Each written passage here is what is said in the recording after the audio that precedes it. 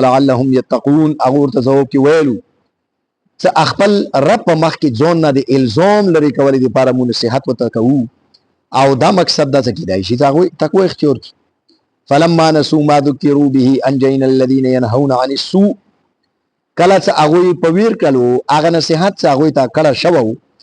نمو نجات ور کلو هغه خلکو ته څه هغه براینه منی کولو واخذنا الذين ظلموا بعذاب بئيس بما كانوا يفسقون او ظلمون مو ونی ولو سخترین عذاب سره ازکه هغه نافرمانی کولا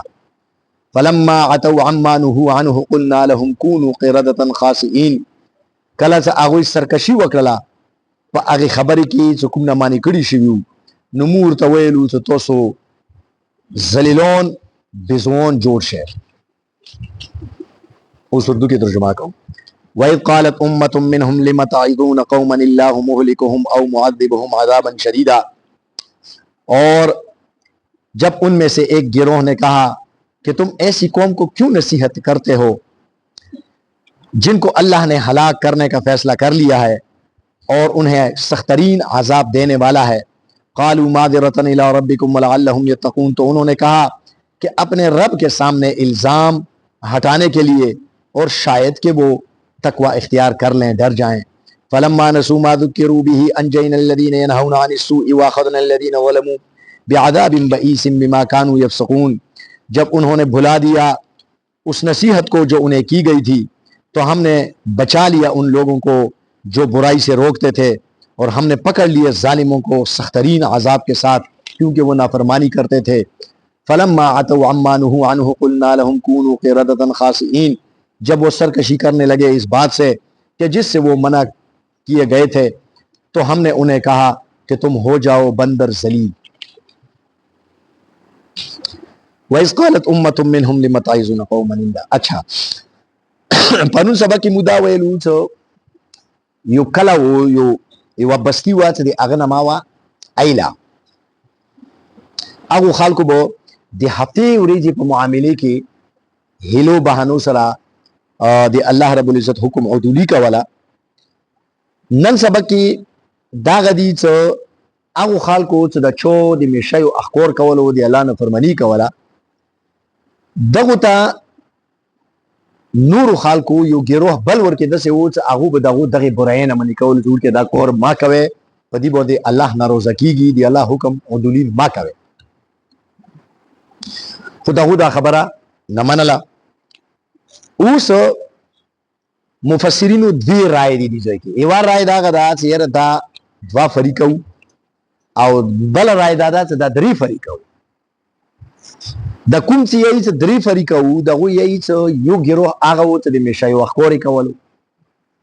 بل هغه چې د اخکور نه منی کولو چې ماده سي کوي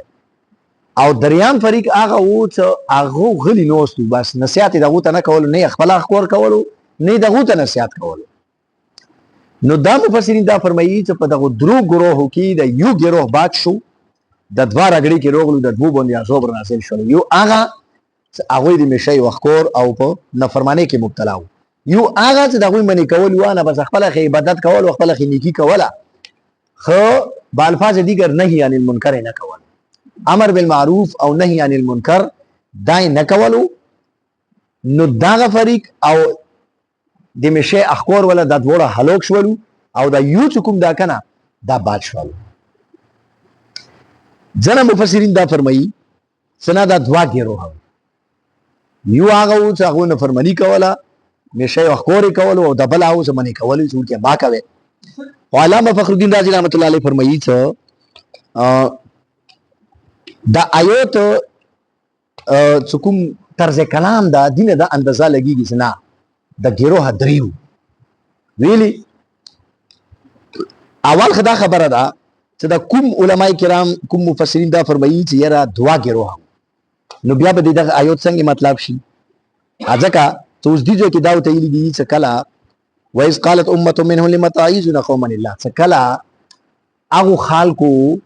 یو ګیروه چې کوم دا هغه دغه د چوته نصيحت کولو دغه ته دا ویلو چې تاسو د قوم ته نصيحت ویلې کوي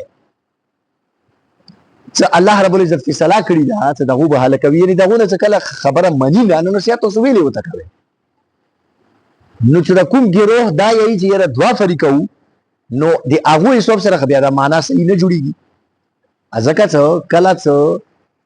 هغه ته د ټکه کوم استعمال شو دا چې تاسو د سې خلکو ته ویل نصيحت کوي سو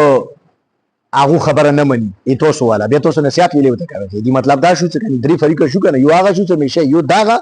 څه دغه منی کولی ولا ته دا یلو جوړ کې تاسو دغه ته ویل نصيحتونه کوي خبرې دا کنه ځکه خبره نه مني نو دغه دا یی نه اصلا کې د سينو دوا ګرو دوا د سيو چې د کوم ګرو نه فرمانی کوله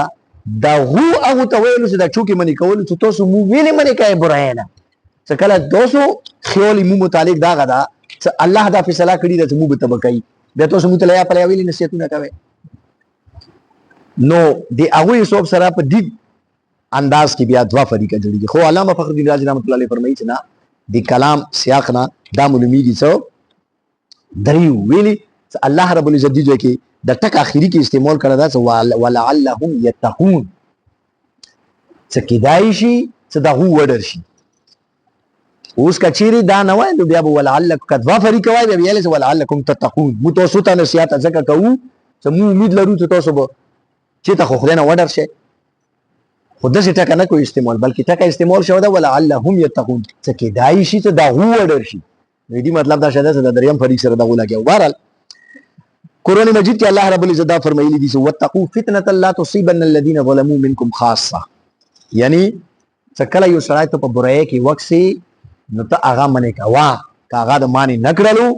نو عذاب کې بتا گرفتاریږي قرآن مجید کې د کوم آیات مو ته تیر کړل وتقوا فتنه لا تصيبن الذين ظلموا منكم خاصه هغه فتنه نه هغه عذاب نه وډر شي هغه به خوش هغه خلکو ته نه ملويږي هغه عذاب هغه خلکو ته نه ملويږي چې څوک په ګناه کې مبتلا دي بلکې هغه ته به ملويږي چې څوک منی کوي نه نو بهرحال الله رب البلد کې الله رب العزت فرمایي چې کانوا لا يتناهون عن منکر الله رب العزت هغه خلکو مذمت بیان کړل چې هغه نور خلک به براینا نه منی کوي مولانا اشرف علي سبحان رحمت الله علیه فرمایي سو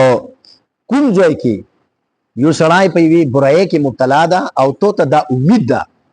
چې دا سړی باندې به د مون نصيحت اثر وکي بیا ته باندې لازمي ده چې هغه ته امر بالمعروف وکا نهي عن المنکر وکا خو کوم ځای کې ته مایوس شولې ته پته ولګیدل چې کدي سړی ته زړه نصيحت وکیا دوی نه مانی نو رتانی رحمت الله علیه فرمایي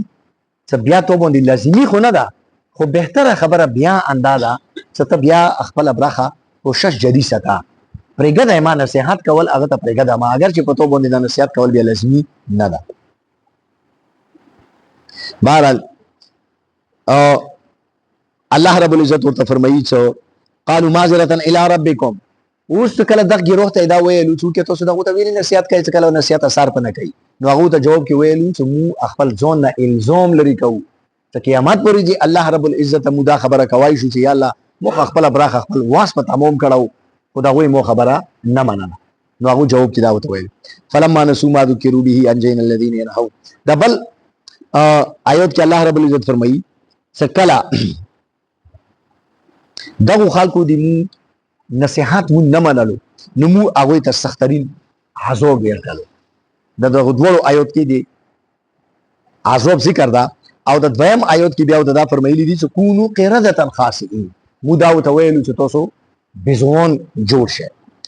او بل ځکه الله رب العزت دا فرمایلی چې وجعل منهم القردة والخنازير ومه شپږمې سپاره کې الله رب العزت فرمایي چې مو هغه نه خنزیرون ته بزون جوړ کړو دي ځکه صرف بزون ذکر دا چې بزون مو نه جوړ هغه ځکه دا چې بزون د خنزیرون مو نه جوړ چنانچه علماء کرام فرمایي چې داسې وشولو چې کله د کوم خلکو نافرمانی کوله نو د کوم ورکه نیک خلکو دغه خلکو هغه ته نصيحت وکړو نو نصيحت نه منلو نو اخیری کې دا خلک لګیا شولو خپل منځ کې دیواله مانځ کې ورکه وکړو دیواله مانځ کې ورکه وکړو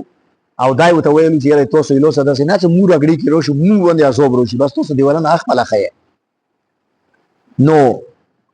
ایواوريزي دغه محسوسه کړل چې د دیواله نه خپل بالکل خاموشي ده هیڅ غاغ وګ نشته چنانچه دغه ویل چې چلو دا سرونه خبر جواب مو خیر خدا څنګه خلک به خاموش نو چې کله ولیدو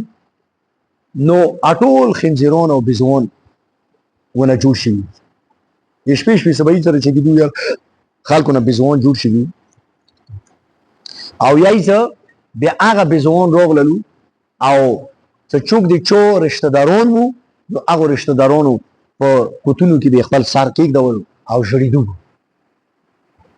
فریاد به کولو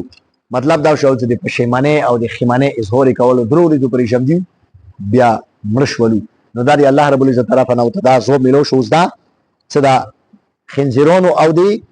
بزوانو ذکر دا نو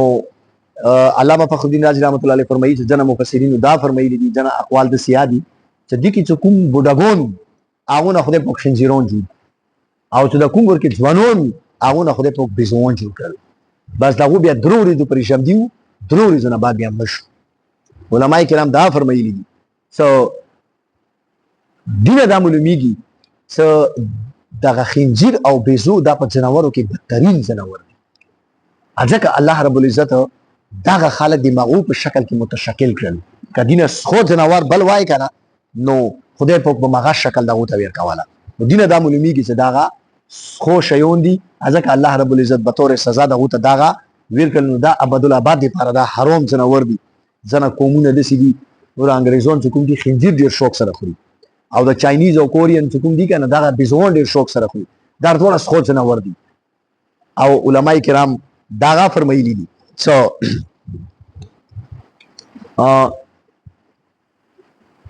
د خنزیر او بزو دغه دوړو کې خصوصا بزو چې کوم دا کنه دا ځکه خو بدترین جناور ده چې په جناورو کې دا یو داسې جناور ده چې دا نر سره هغه کوي لیوتت کوي نور جناورو کې دا شای نشته دا صرف یو انسان ده چې هغه کې دا غلیظ حرکت ورکی ده او یو بزو ده چې هغه کې دا حرکت ورکی ده چې هغه نر سره کوي نو ځکه الله رب العزت کوم دا کنه دا شای انتهایی نه پسندیده ګرځول ده دا چنانچه یورپی اقوام چې کوم دا بقاعده په اسمبلی نه دا بیلونه پوښ کړو چې نر سره خځه سره وده کوي هغه ته ګینه یی د هغه ته سړی ته سړی سره کوي دا حرکت څور کی هغه ته ګینه یی نه دی ګې هم جنس پرستی دی پر هغه بقاعده اسمبلی نه بیلونه پوښ کړی دي چې دا شای جایز ده چې نر سره وده کوي چنانچه هغه کې بقاعده دا شای ودونه کیږي نو الله د مو نو وستی مو پښتنو کې دا ګندګي ډیره ورکیږي نو بهرحال خلاصہ دا چې ګوره امر بالمعروف نهی عن المنکر دا کول پکور دي څوک څه په برایي کې وکسي برایي کې مبتلا ده دی هغه باندې کول پکور دي چنانچه مخکې علمي چې کوم اسلاف دي علماء کرامو بو دا نهی عن المنکر امر بالمعروف کې دنیا سخت تیری کړی دي چنانچه یو عالم تیر شو دا علامه ابو بکر محمد ابن احمد علامه سرخسی باندې مشهور ده دی یو کتاب لیکل دا المبسوط نمای د 1.5 جلدونو کې او دا لیکل څنګه ده دا دی وخت بعد شو هغه څوک دا کنه ایوی جلکه مونږ میان بیا هغه جلکه ته څوک دا کنه چې دا خځي تعلق ور کړو نو څه تعلق ور کړو نو دې دستی سره وده وکړه څه وده وکړو نو علامه سرخسی رحمت الله علیه په تور باندې ور کړه چې دغه بعد شو دا کور ناجایز وکړل په عدت کې دیني کوه وکړل عدت ته پرېږه چې 3 میاشتې ټیم ده دې 3 میاشتې انتظار ونه کړلو فورا یې کوم دا وده سره وکړل نو بعد شو په دغه خبره خپاش ولو دوی گرفتار کړي یو کوی ته وچول نو کوی ته به دې ته شاګرد راتللو یو هغه ته دی ویلو چې ته موته کلم کاغذ سره راته مونږ سبق زکاو چنانچه دی به هغه کوی نه وته یل کولو دی به د شاګرد ملیکلو دسه کې د المبسوط کوم کتاب د 1.5 جلدونو کې دای ولې کړه دا کتاب ولې کړای شو یعنی د مو اسلاف څخه کوم دا کنه دومره لوی قربانه هغه دی دین دی لپاره هغه کړی دی امر بالمعروف دی نهی عن المنکر دی لپاره مخکې اسلاف دوره مو لګغلی سختی برداشت کو بیا څه کوم دا بیا ما هتیور چولی وی کېره و چې و مکړه الله د مونږ ته نیک عمل توفیق نصیب کړي.